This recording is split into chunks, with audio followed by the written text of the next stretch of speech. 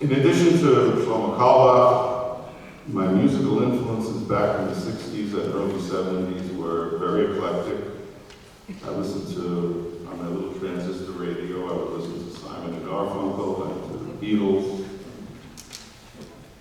And I also enjoyed the intricate Hasidic melodies of Ger and Mojits that my father would play on our old Victrola, I think it was a Victrola turntable. And my most precious possessions as a young boy were the 3 Pirkei albums that Rabbi Eli Weltman, who was a neighbor of mine, as well as an amazing educator and visionary, he produced in those days. So when I began composing in the years that followed, I mostly wrote songs to psukim from Tanakh or from the Siddur. And as most other composers were doing in those days. And I had the honor of producing with Rabbi Lowy Shlita a series of albums called Famous. And many of those songs are still sung today, believe it or not. That was back in the 70s when we started. We produced 6 albums. We'd like to sing one of them for you tonight.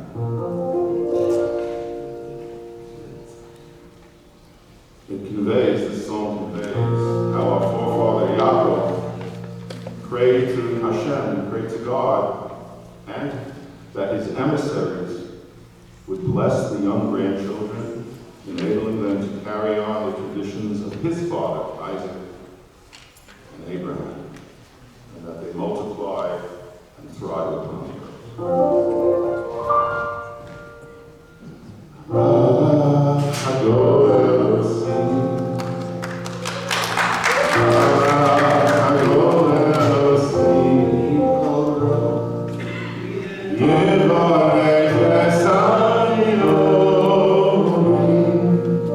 Because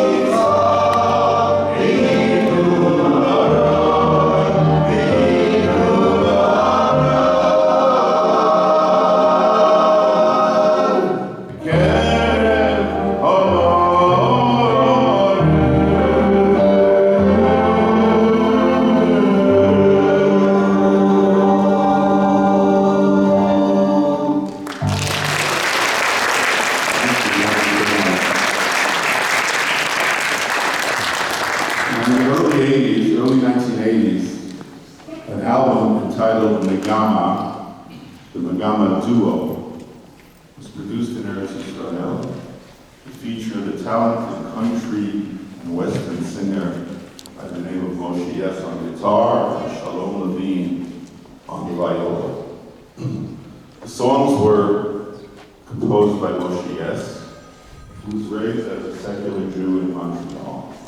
After moving to LA in the 70s, he played guitar on stage with David Crosby, Jefferson Airplane, and other famous artists. Sometime in the late 70s, he traveled to Israel, and like many others in that age, in that generation, he found his way back to his Jewish roots, became Torah observer, and he began writing songs from that perspective.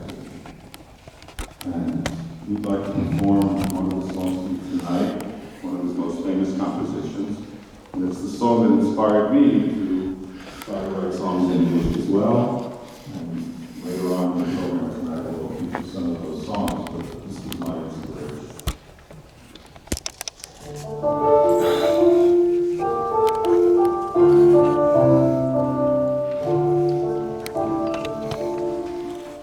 My Savior lived with us in my parents' home.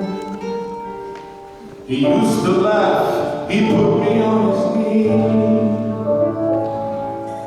and he spoke about his life in Poland, and how he spoke of the bitter memory. He spoke about the soldiers who beat him. They laughed at him, they tore his long black coats. And he spoke about the synagogue that they burned down, and the crying that was heard beneath the scroll.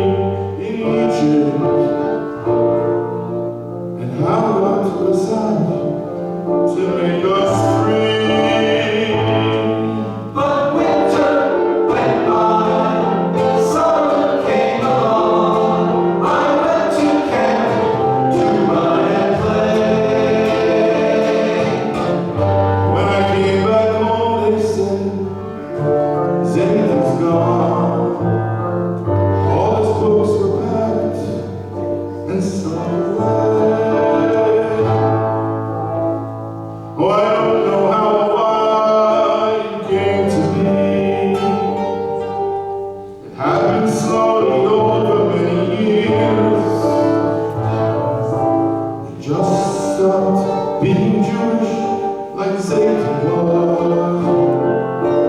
No one cared enough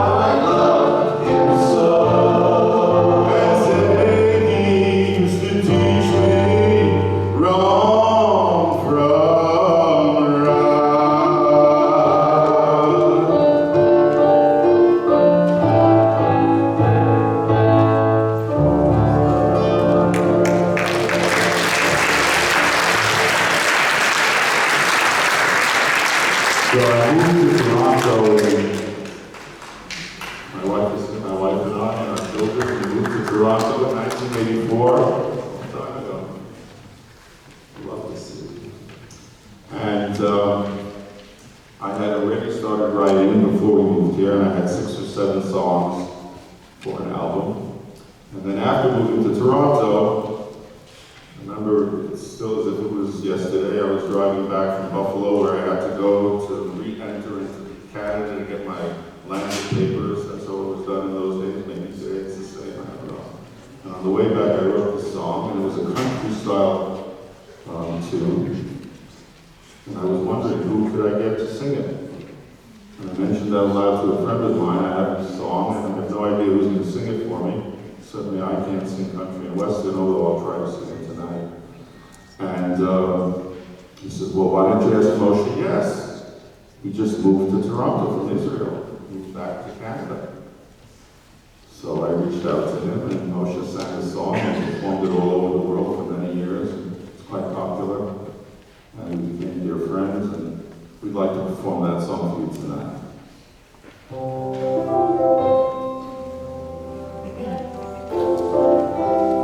When we were young yeshiva boys, way back in '65, we went on throughout the city as the boys from the east side.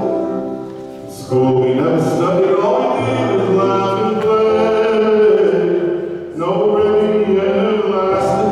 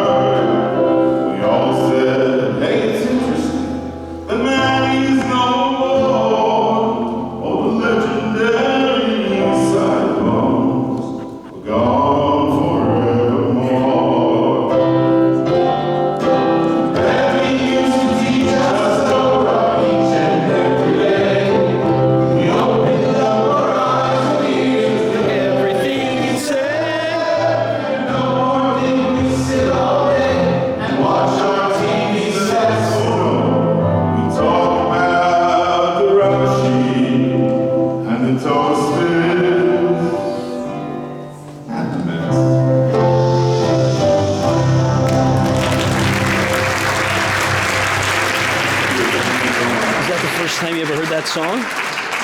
You've heard it before? I've heard it once before. So the album that features this song, The Ninth Man, was released in 1985. And we call the album Journeys. As of today, there are 5 Journeys albums, and Volume 5 was released 2 years ago. And one of the reasons I chose that name is because the first album featured a song entitled The Place Where I Belong. It's a ballad that describes the journey of the 19th century Sefer Torah from Europe that finds its way to North America after the Shoah. The Place Where I Belong has been performed by many vocalists around the world, especially at ceremonies where new or repatriated Sefer Torah are brought to synagogues and installed in the Aron Kodesh. And we are fortunate here in Toronto that one of those talented vocalists, and perhaps the song's greatest ambassador, lives here, and many of you know him. And I'd like to ask him to come up and perform for us, The Place Where I Belong. Ladies and gentlemen, a warm welcome, please, for Simon Spike.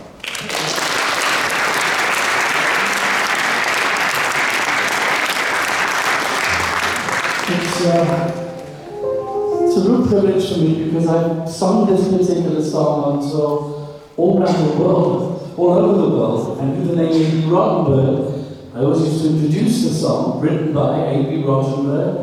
Never dreamed that I would actually have the zechut, the merit, to be here with the master. And I'm so grateful that I could sort of squeeze my way in and sing this one song with this great ensemble. Doing a great, guys. You even better.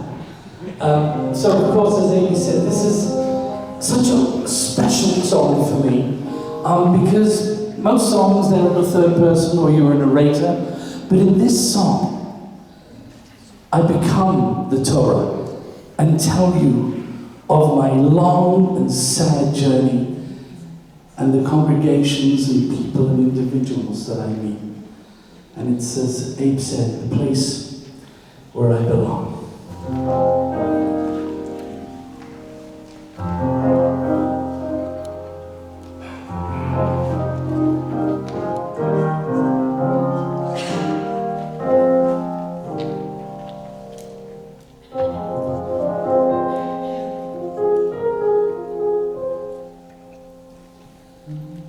I was made way back in 1842 by a humble man, a real God-fearing Jew, who did his work with honesty, feeling and with pride. He was known in Kiev as young Khalil the scribe. With a loving care, his hands so sure and still. He formed me with some parchment ink and quill. Each day he slowly added to me just a few more lines, words to last until the end of time.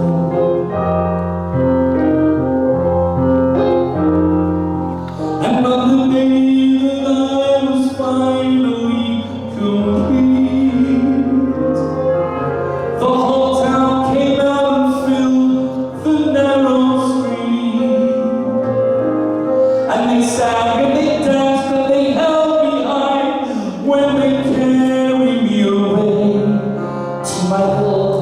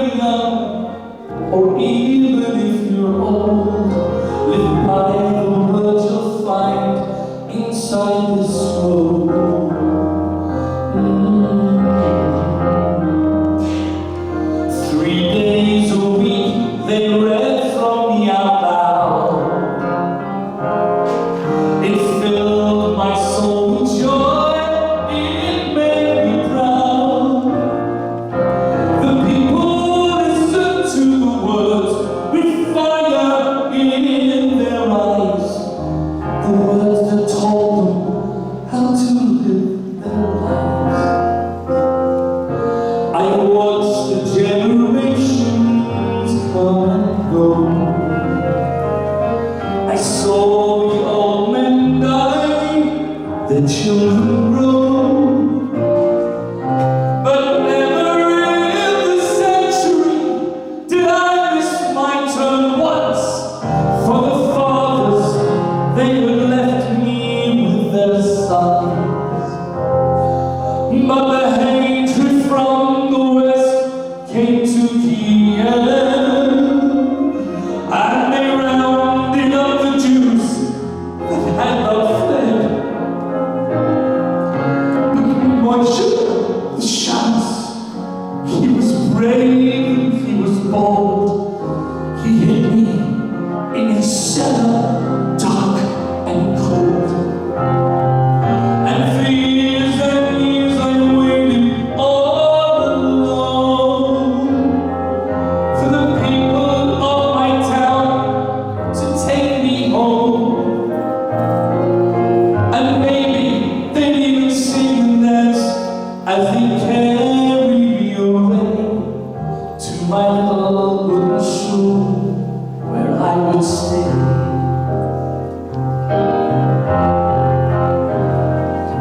But it was someone else who found my hiding place. And to America, they sent me in a crate. And the men who took me off the boat, they said I was a prize. But they were Jews I did not recognize. And in a case of glass, they put me on display,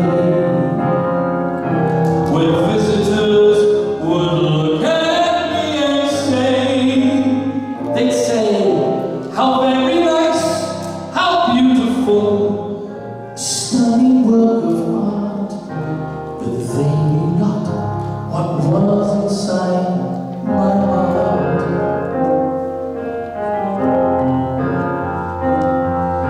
And across the room I saw upon a shelf some old friends of mine I left back in Kiev. They were a silver pair of candlesticks of menorah made of brass. We'd all become your echoes of the past. So if you hear my voice, why don't you come along and take me to the place where I belong? Take me and maybe you'll even sing and dance when you carry me away to some little any wooden shul where I could stay.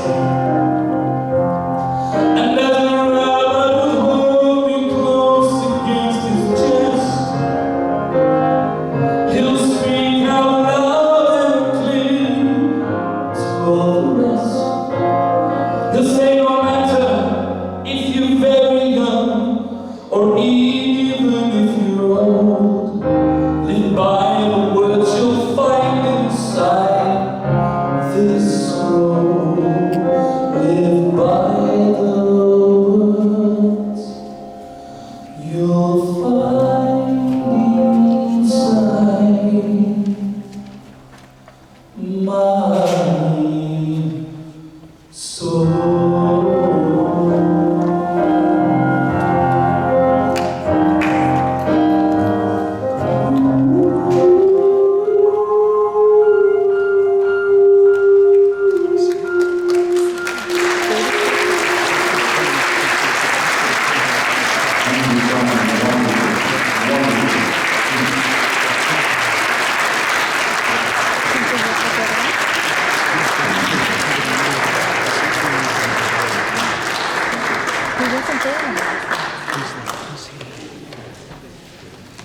Before we continue, I just wanted to take a moment to introduce you to the talented individuals sharing the stage. All of them are Torontonians. They're devoted to spreading the spirit and joy of Jewish music whenever and wherever they can.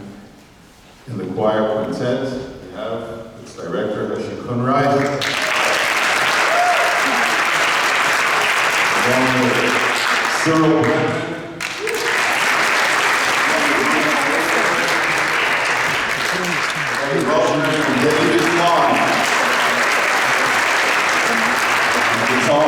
joining me tonight, Mordechai Kanner. Thank you so much. I have to wait just for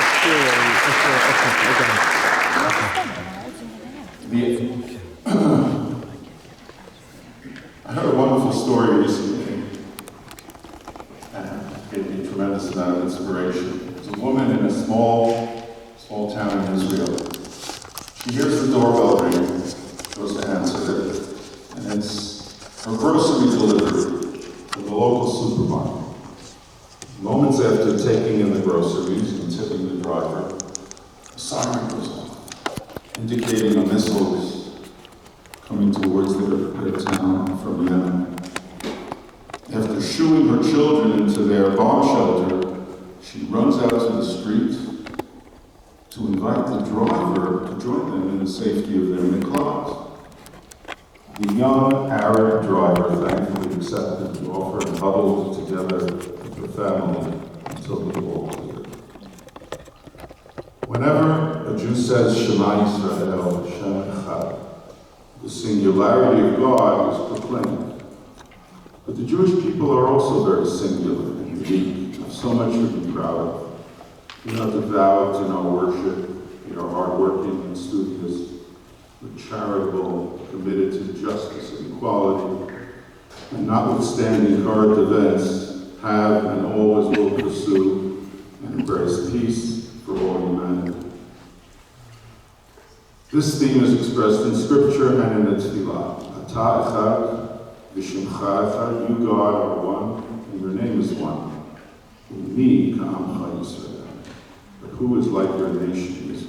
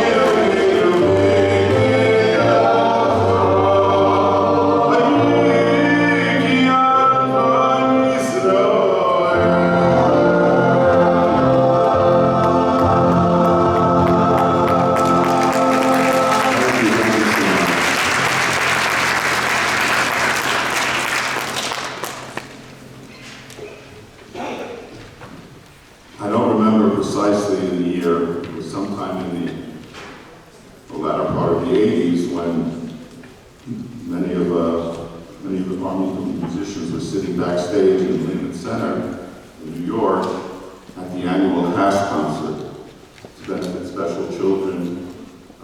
It's a wonderful organization based in New York. And Shlomo Carlebach and many other artists were there, and the show's producer, Rabbi Shia Mendelowitz, of blessed memory, approached Shlomo and he asked him, he said, Shlomo, why did you leave San Francisco?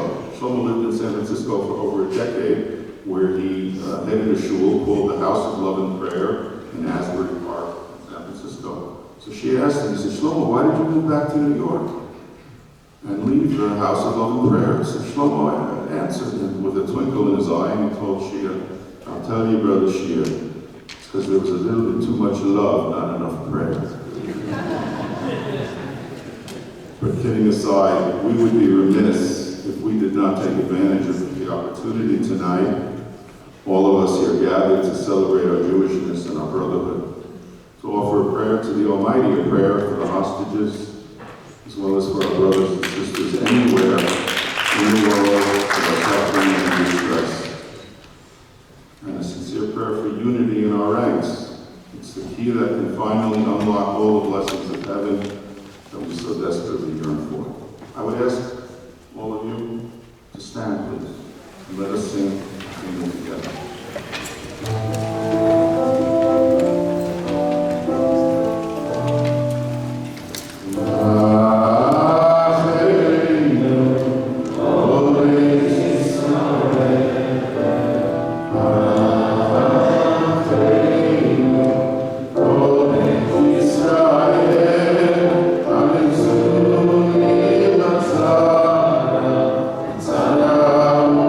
Shia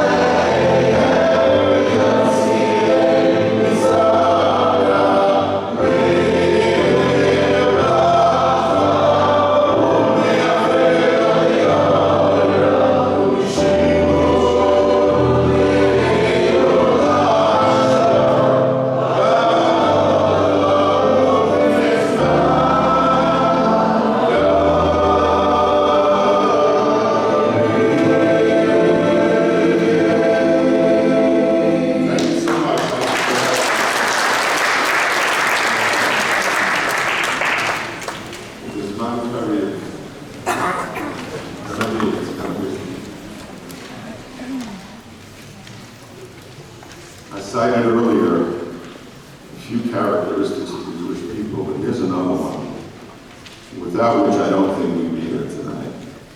And it is the trait of resilience.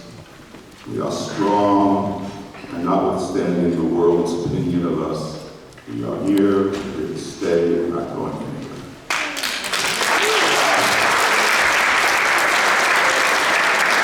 This next song, Journeys 4, is based on a true story. It took place in the town, city of Vilna in Poland, the first Simchat Torah after the Shoah.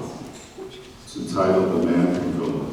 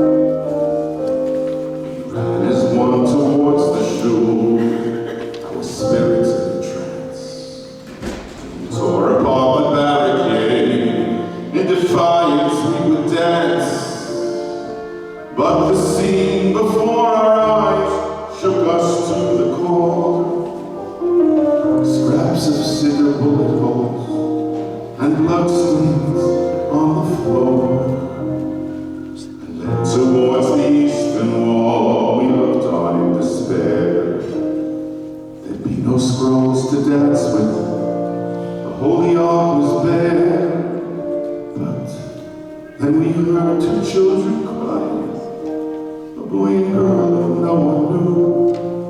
And we realized that no children were among us but those two. We danced round and round in circles as if the world had done no wrong. From evening until morning, filling up the shul with song.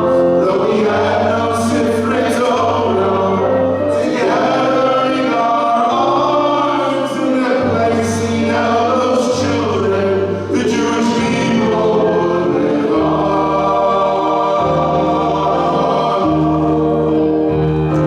We danced round and round in circles as if the world had done no wrong. From evening until morning, filling up the shul with song.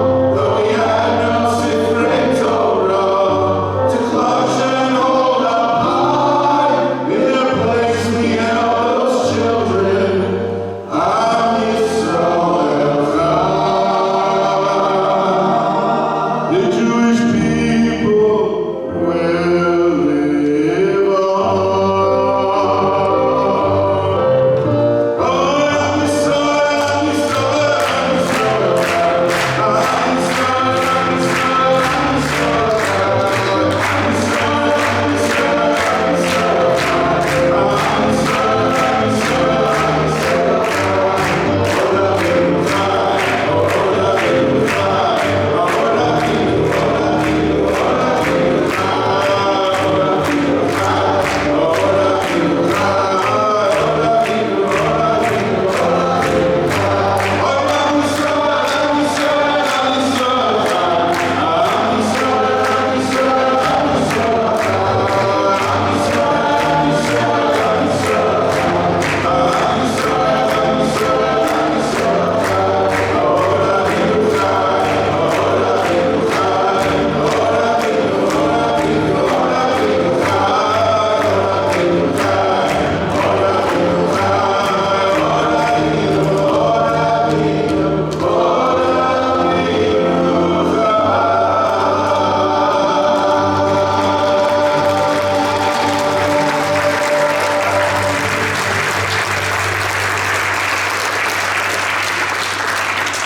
Now, it's a true story. They danced for hours and hours around the maan, carrying those little children.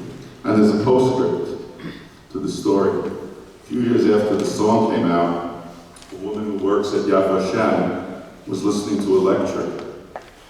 And the man speaking told of his childhood in the war and how, as a 2-year-old, his parents hid him with Polish Catholic neighbors just before the parents were taken away to the camps.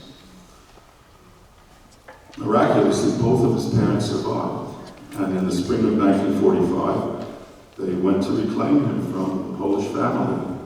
But this now 5-year-old boy was distraught, because for the past 3 years he'd been raised Catholic and taught to despise Jews. And he went on to relate that the first time he began to feel an affiliation and pride with his Jewishness was on Simchat Torah, when in the town of Vilna, they carried him and danced with him around the pizza. So the woman told the lecturer about the song on Journeys 4. And through it, he connected with a Rabbi Goldman from Detroit, who was in the shul that night on Simchas Torah, and through whom I learned the story in the first place. Now, who was the man who gave that lecture in Yad Vashem? It was Abraham Foxman. Abraham Foxman served as a longtime director of the ADL, the Anti-Defamation League. Spent his whole life, 9 are still living today, spent his whole life supporting Jewish causes and fighting for the Jewish people. He was one of those little boys, a little child, being carried around in Vilna instead of the Sifrei Torah. Amazing story. Now here's another little story, this time of a fictitious nature, about a few fellows who discovered their faith in the most unusual way.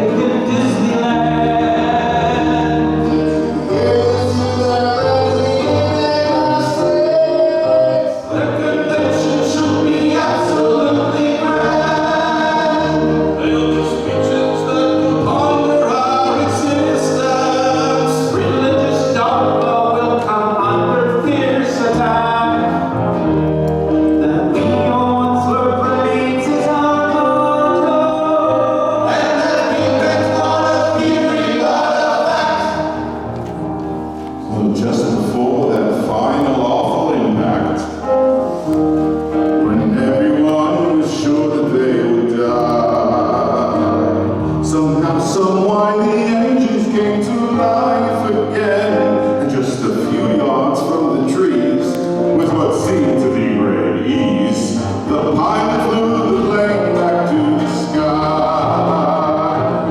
Everyone gave thanks to God in heaven.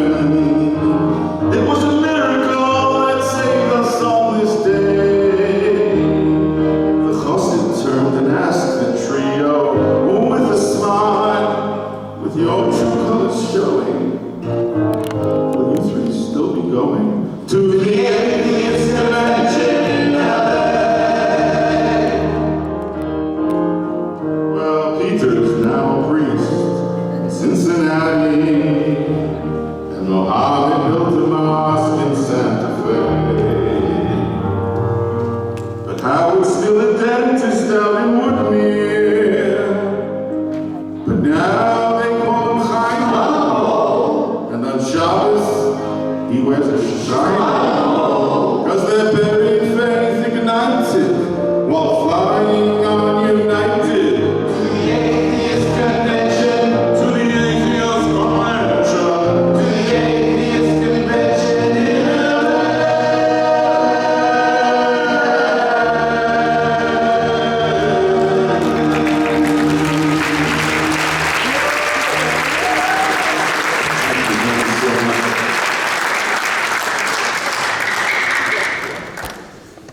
I failed to mention earlier one additional musical influence in my life.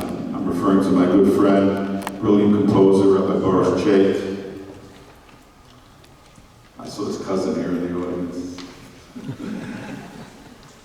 He founded the Rabbi Sons, another album that was wonderful back in the late 60s, early 70s.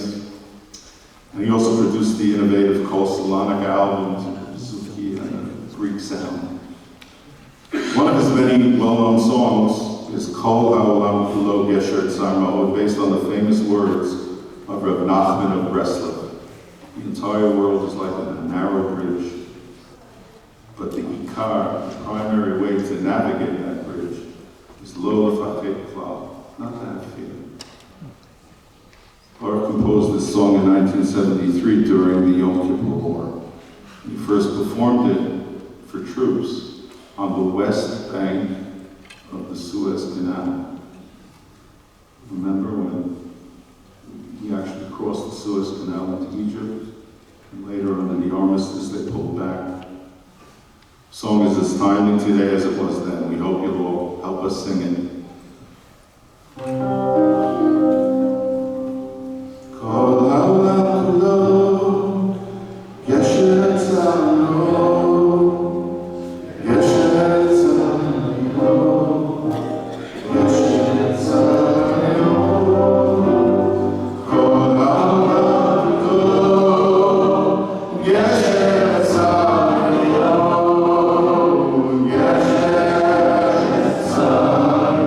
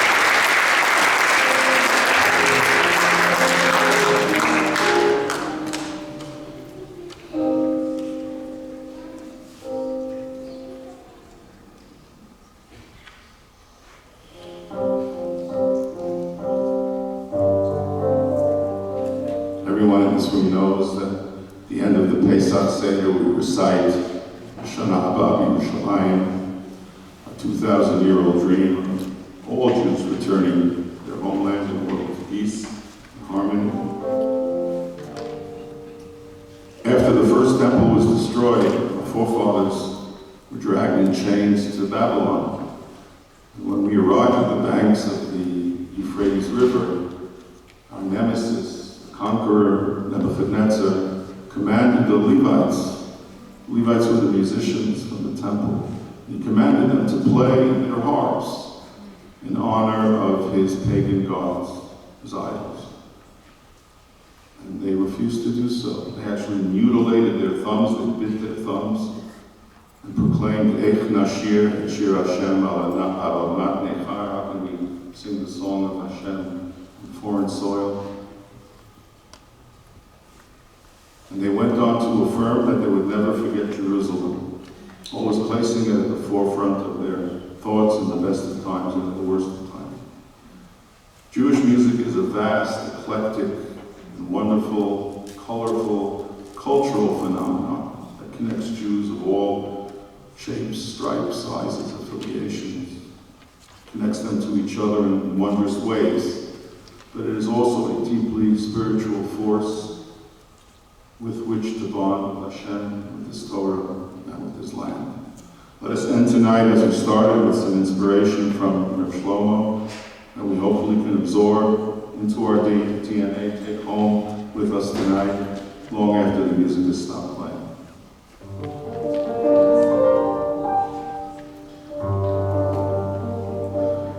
There is no pain in the world that can make us forget Yerushalayim. There is no joy in the world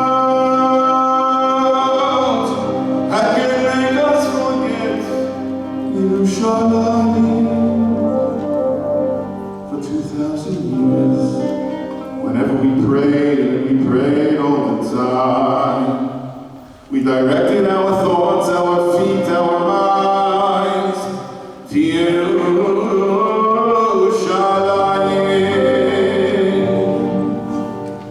If you were to stop a little yidden on his way to the gas chambers, and you were to ask him, what are you thinking about? He would answer, I am thinking of Yerushalayim. I'm on my way. I'm on my way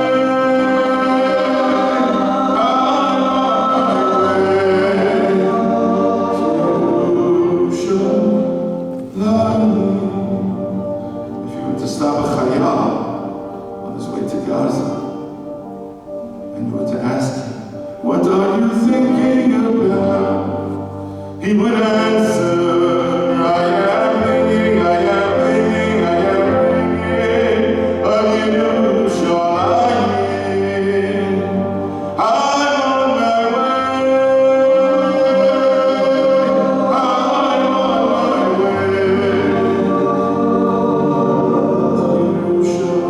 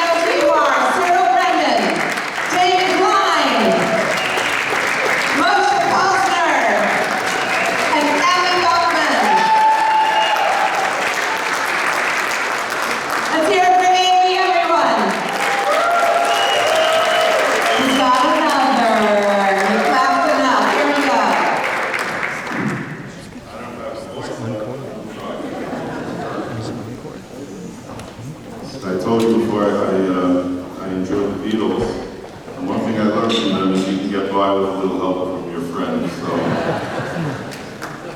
it's true. My wife knows after one Zemer on Friday night, the voice is gone.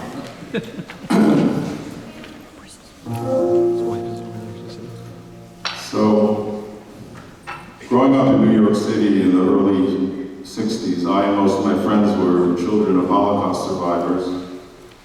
And in those days, soon after the destruction of European Jewry, there were only a handful of yeshivos. There were few communal or social safety net organizations, and Torah observance was limited to a few random neighborhoods in various parts of the city. Lakewood, New Jersey at that time was just a sleepy, small resort town, and there was little evidence to suggest that Torah study, Torah values, and Torah life would one day flourish as it does today. Incredibly, in this last half century, the Renaissance and spiritual connection to God and Torah is amazing. So much so that in these yeshivos, in elementary school yeshivas across the country, instead of collecting baseball cards, boys collect Gedolim cards. What are Gedolim cards? These are pictures of great Jewish sages and leaders who devote their lives to promote Torah and its values. On the back of the card, they have all the statistics, different rabbis, where they studied and where they learned and where they come from. So this song is it's a ballad about friendship, but it's also about growth and change in our community. I hope you enjoy it.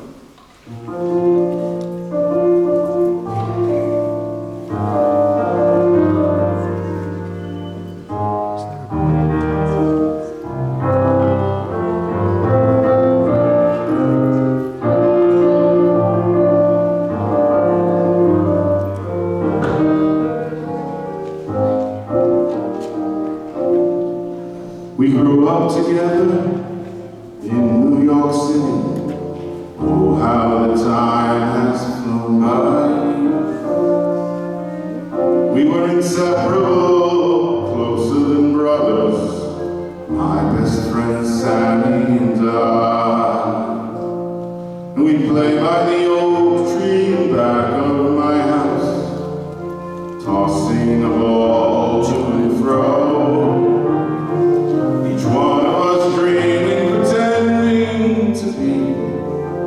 Great Joe Dimmagios. One day we each bought a package of tops and opened them under the tree. Look, Sam, I've got Joe Dimmagios gone, and he was so jealous of me.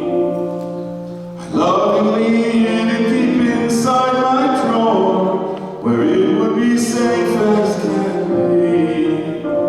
And I vowed I would keep it forever and ever. It was so precious to me. It was so precious to me.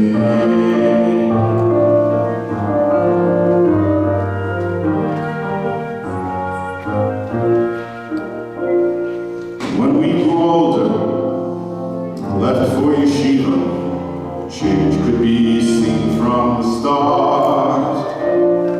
Sam loved to study, I loved to daydream. Slowly we drifted apart. And I watched him grow in his learning and faith, with a mixture of envy and pride. I realized with sadness, no more could it be. Best friend Sammy and I. And many years passed as I watched my own children playing outside in the yard. I remembered the friendship of long, long ago, and the great Joe Dimmagios card. Collectors would come, they would knock at my door. Letters arrived in the mail. We'll pay $500,000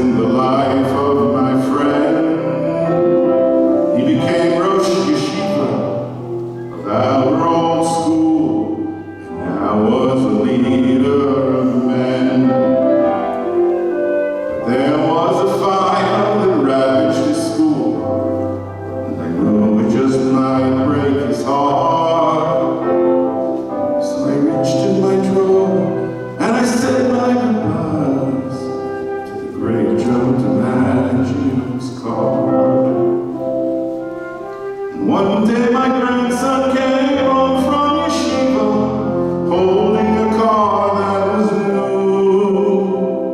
Look, say, I'm sure there's one of the Gedolim, and I'm giving his car to you.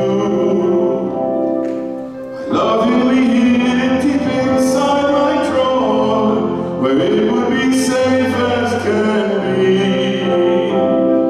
And I vowed I would keep it forever and ever. It is so precious to me. It is so very precious to me.